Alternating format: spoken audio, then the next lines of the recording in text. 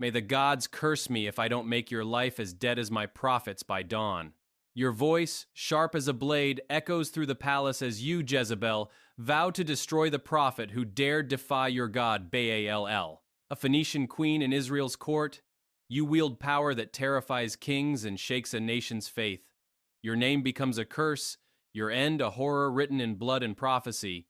What drives a woman to such ruthless ambition? Dare you step into the life of Jezebel? You are born in Sidon, a dark jewel of the Phoenician coast, daughter of Ethbaal, a king and high priest whose hands drip with the blood of Baal's sacrifices. Your father rules Tyre and Sidon, a wealthy empire where ships carry gold and the air hums with chants to pagan gods. As a child, you walk through temples thick with incense, where screams of offerings to Baal echo in the night. You learn early that power comes from fear, and you crave it. Your name, perhaps meaning exalted of Baal, ties you to a god of storms and fertility, but the Hebrews will twist it to Zebel Dunga curse on your very existence. You grow up in a world of purple-dyed silks and glittering gold, but your heart is cold, shaped by rituals to Baal and Asherah. You watch priests slit throats of lambs, and whispers say even children, to appease your gods. Your father teaches you to wield influence like a blade, sharp and unforgiving. The people bow to you, a princess destined to bend nations, yet your ambition burns darker, hungry for a throne to call your own. Around 870 BCE, your fate is sealed with a marriage to Ahab, son of Omri, king of Israel. This union is no love story, it's a pact to bind Sidon's wealth to Israel's might. You step into Samaria, Israel's capital, with eyes that gleam like a predator's. Your arrival shocks the court. You bring Phoenician idols and a will to crush any who resist. The Hebrews whisper of your cruelty, sensing the storm you'll unleash. Your new home is a palace of ivory and stone, built by Omri's greed, where shadows seem to watch your every move. Ahab, weak and eager for sin, falls under your spell, ready to obey your every command. You see his flaws and smile, knowing you'll rule through him. The stage is set for a reign that will drench Israel in blood and idolatry. Your heart, already twisted, finds fertile ground to grow its malice. You ascend as queen, not content to linger in Ahab's shadow, but determined to carve Israel's fate with your own cruel hands. You whisper dark promises to Ahab, luring him to worship Baal, your father's god of storms and blood. You spit on Yahweh, Israel's God, and vow to drown his name in the cries of your pagan altars. You order a vast temple for Baal built in Samaria, its stones stained with the offerings of your ruthless devotion. The air grows heavy with incense and dread as you raise idols that mock Israel's sacred covenant. You erect an Asherah pole, a twisted tribute to the Canaanite goddess of fertility, daring God's wrath with every ritual. You gather 450 prophets of Baal and 400 of Asherah, a horde of 850 false seers who feast at your table. Their loyalty is bought with gold from Israel's treasury, a display of your chilling power. You lead Ahab deeper into sin, making him the most wicked king in Israel's history, as the Bible condemns, 1 Kings 16:30. Your court becomes a den of vipers, slithering under your command to spread your poison. You unleash horrors tied to Baal worship, with whispers of sacred prostitution and child sacrifices echoing through Samaria's streets. Nobles and commoners alike bow to your gods, terrified of your wrath if they resist. Your influence strangles Israel's faith, reshaping its soul into a mirror of your dark desires. The biblical writers curse you as the architect of idolatry, a sin that burns in God's eyes. Even Ahab, the king, trembles before your will, bending to your every decree. You drape yourself in Tyrian purple, each garment a symbol of your untouchable status, dyed with the wealth of Phoenicia's trade. Your court swarms with eunuchs and servants, their eyes hollow with fear, loyal only to your merciless vision. Some scholars claim you merely honored your Phoenician roots, but the Bible brands you a villain, a queen of malice. Your marriage brings riches from Phoenicia, but also a rift with Israel's traditionalists, who shudder at your name. You are no mere queen, you are a force of terror, reshaping Israel with blood and blasphemy. Your reign ignites a vicious war with Yahweh's prophets, who dare call your Baal worship a vile betrayal of Israel's sacred covenant. You unleash your fury, ordering the slaughter of God's holy men, their blood soaking the earth to silence their cries against your idols. 1 Kings 18-4. You revel in their screams, determined to crush any who challenge your dark reign. One prophet, Elijah the Tishbite, emerges as your deadliest foe, his piercing gaze defying your throne. His boldness fuels your hatred, marking him for death. You vow to wipe his name from Israel's memory. Elijah calls down God's wrath, proclaiming a drought to punish your idolatry, and for 3.5 years the land withers. James 5:17. Crops die, rivers vanish, and starving children wail as famine grips Israel. You snarl Elijah's name, blaming him for the misery, seeing him as a dagger aimed at your power. Your heart burns with rage, certain your God Baal will crush this insolent prophet. You tighten your grip on Israel, demanding loyalty to your idols despite the suffering. The people tremble, caught between your terror and God's judgment. In the drought's third year, Elijah returns, bold and unyielding, challenging your 450 prophets of Baal to a showdown on Mount Carmel. You send your priests, their eyes wild with fanaticism, to face him in a contest of divine power. 2 altars stand on for Baal. One for Yahweh, see which God will send fire from heaven. Your prophets wail, dance, and slash their flesh for hours. But Baal is silent, mocking your pride. 1 Kings 18:26-29. Elijah prays, and Yahweh's fire roars down, devouring his water-soaked altar. The crowd roars, "The Lord, He is God," and butchers your prophets at Elijah's command. Your blood boils with humiliation as your priests' corpses pile high, a public defeat that shakes your hold on Israel. You send a messenger to Elijah, your voice dripping with venom, "May the gods curse me if you're not dead by tomorrow." 1 Kings 19-2. Elijah flees to Horeb, fearing your wrath, but your threat only fuels his mission. You hunt other prophets relentlessly, though some are hidden by Obadiah, a traitor in your court. 1 Kings 18-4. Your hatred for Yahweh's servants brands you a monster, defying God's will with every breath. The Mount Carmel massacre haunts you, yet you cling to Baal, unbowed. Your clash with Elijah becomes the heartbeat of your reign, a terrifying war between gods that grips the nation. Some claim you're defending your Phoenician heritage, but the Bible paints you as a tyrant, cruel, and unyielding. Your actions widen the chasm between Israel's idolatrous north and Judah's faithful south. You double down on Baal worship, your heart a fortress of malice. The people whisper of your cruelty, fearing the queen who dares challenge God himself. Your name becomes a curse, a shadow that darkens Israel's soul. You watch Ahab, your weak-willed husband, sulk like a child over a vineyard in Jezreel, owned by a stubborn man named Naboth. Naboth dares to defy the king, clinging to the law that forbids selling his family's land. Leviticus 25-23.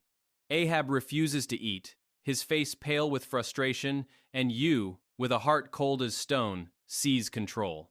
You sneer at his weakness, declaring, "Do you not rule Israel? I will get you Naboth's vineyard." Your voice drips with malice as you hatch a plan to crush the man who stands in your way. You sit in the shadowed halls of the palace, penning letters in Ahab's name, each word a step toward murder. You seal them with his royal stamp, your fingers steady, your soul unmoved. The letters command Jezreel's elders to proclaim a fast and frame Naboth for cursing God and king. You hire 2 vile men, their tongues eager for lies, to swear Naboth's guilt before the crowd. 1 Kings 21:10.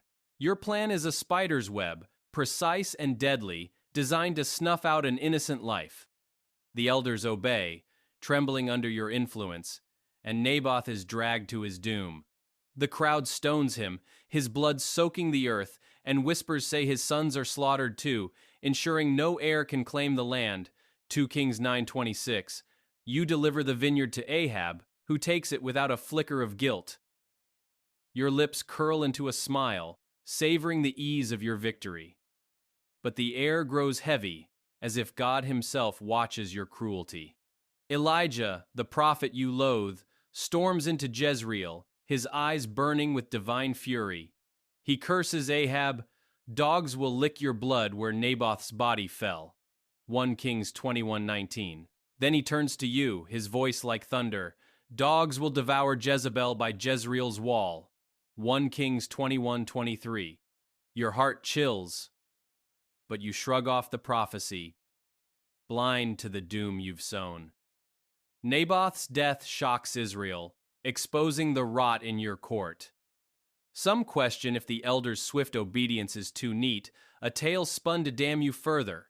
Your cunning plan succeeds, but it lights a fuse to your dynasty's end. The vineyard, just a patch of dirt, becomes a monument to your moral decay. Your actions turn even Ahab's allies against you, their whispers of rebellion growing louder. Israel reels from your cruelty, and God's wrath looms closer. You, the queen of malice, have sealed your fate with blood. The curse on your house hangs like a noose, tightening with every step you take.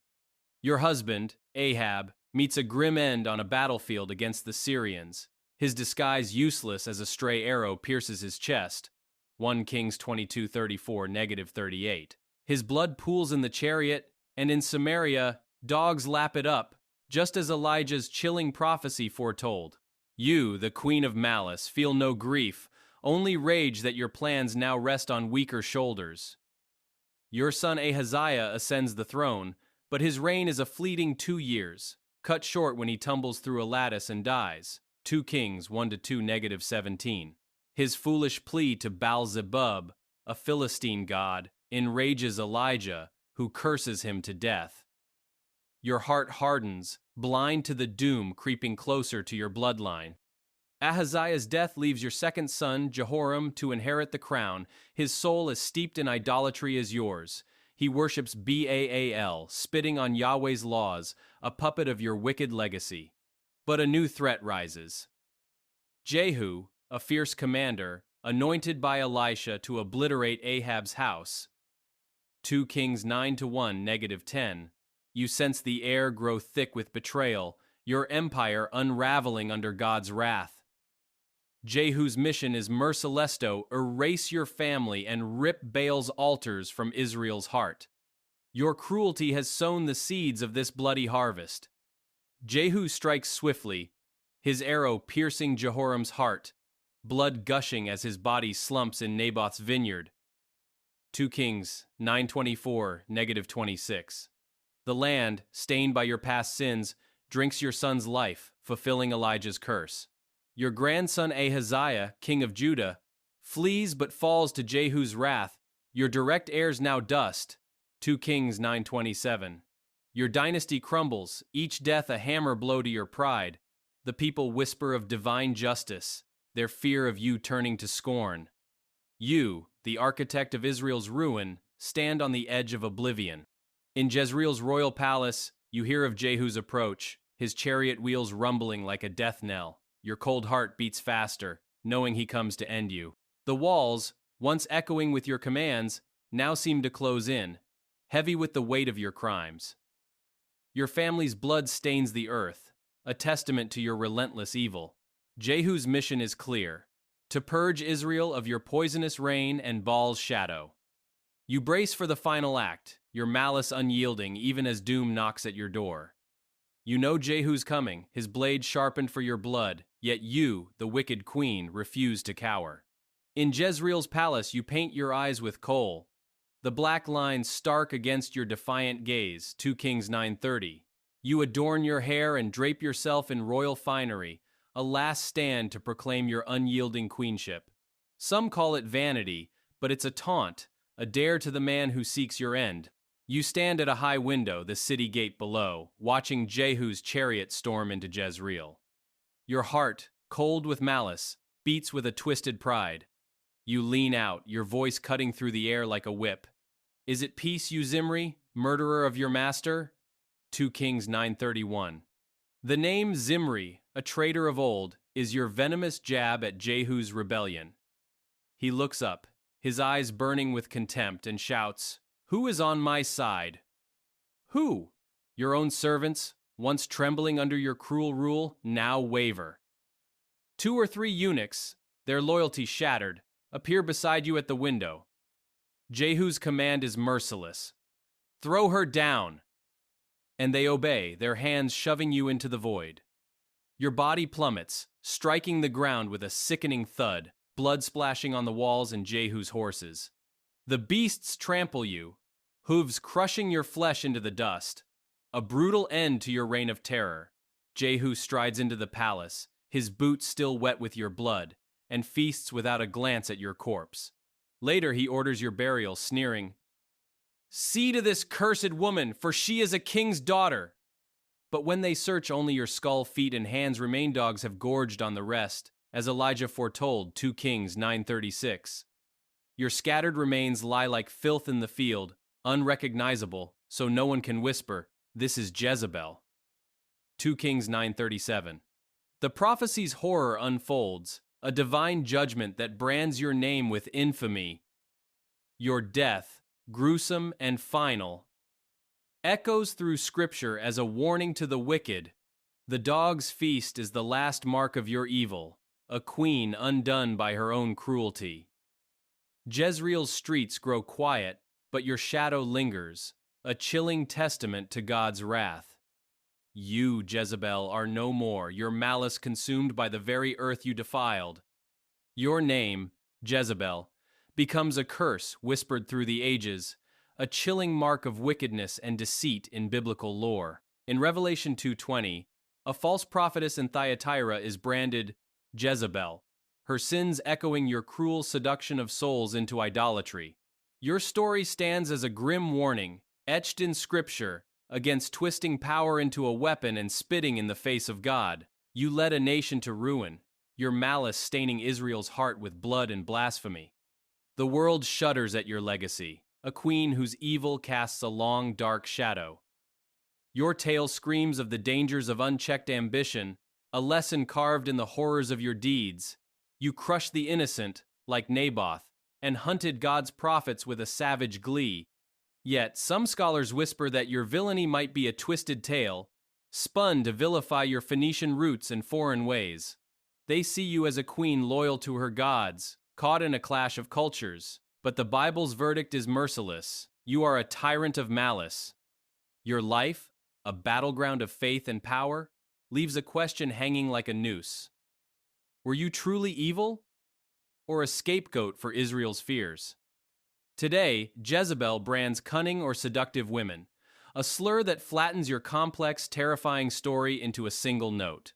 Your reign, soaked in idolatry and murder, still haunts, a ghostly reminder of the cost of defying divine will. Your action slaughtering prophets, stealing Naboth's vineyard paint you as a monster, yet history's lens is murky. The clash between your Phoenician heritage and Israel's faith sparks debate. Were you a ruthless queen or a woman judged too harshly? Your name lingers, a chilling echo that forces all to ponder the price of their choices. You, Jezebel, remain a specter, warning of the darkness that festers when power turns cruel. Your life as Jezebel was a tempest of ruthless ambition and cruel power, a reign that ended in a horrifying plunge to a blood-soaked death. You dragged Israel into the abyss of idolatry and stained its soil with the blood of the innocent, like Naboth, leaving scars history can never erase. Your name, once proud, now drips with infamy, a chilling echo of malice that haunts Scripture. But shadows of doubt linger. Was your evil a tale twisted by those who feared your foreign ways, or were you the true mastermind of Israel's ruin? If you could stand again in Samaria's palace, would you temper your cruelty, or embrace it still? What path would you carve to escape the dog's feast that claimed your flesh?